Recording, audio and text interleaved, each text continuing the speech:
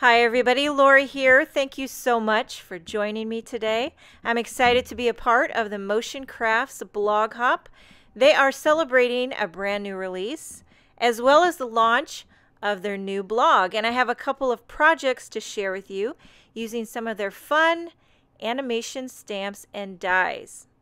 So I am starting with this animation card pull slider die set.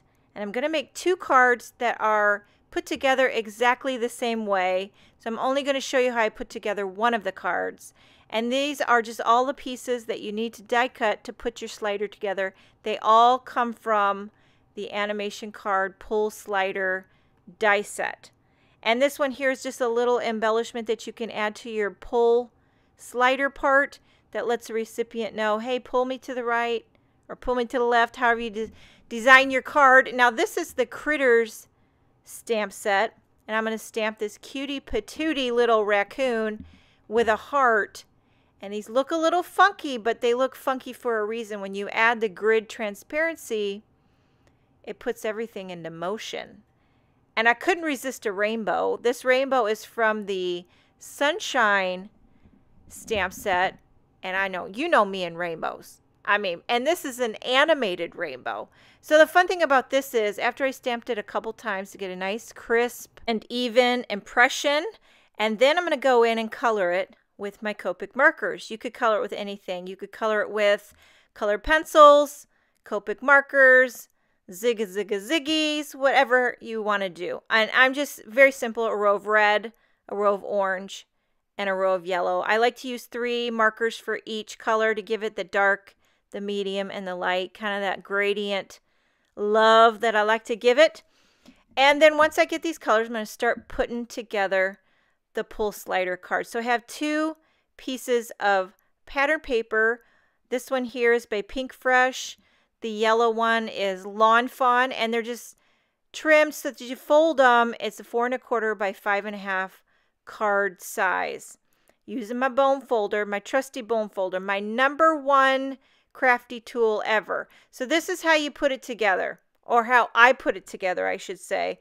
I'm not an expert, but okay, here what I'm doing is eyeballing where I need to die cut my window.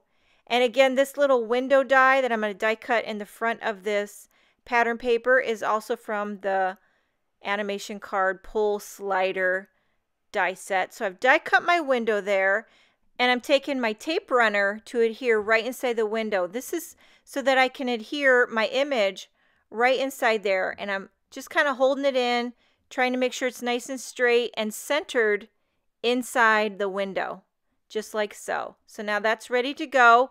Next thing to do is add your grid transparency to your slider mechanism, if you will. I'm trying to use all these highfalutin words. I'm not really exactly sure. I'm not an expert at this. If you need an expert, go to the Motion Crafts YouTube channel and just follow along. That's what I'm doing. I'm following along with the instructions that they gave on how to put all these things together.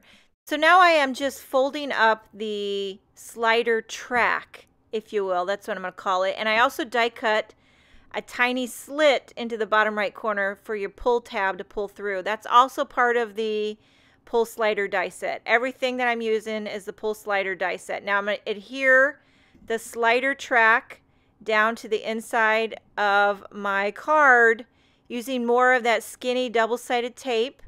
And then I'll take the pull slider mechanism, putting it in the slider track. It all fits in like a puzzle piece.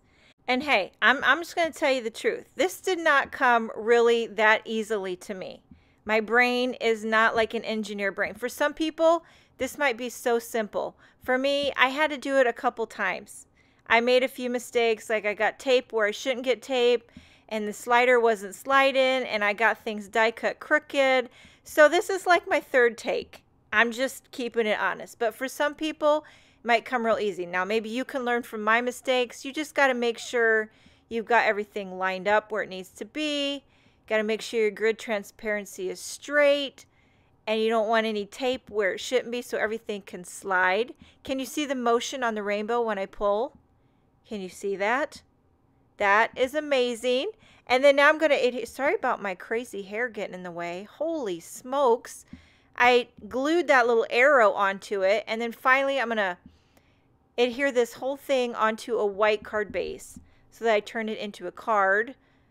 Don't want to forget a sentiment. I went ahead and embossed a couple sentiments for these cards from the same stamp sets that I used. The Sunshine stamp set and the Critters.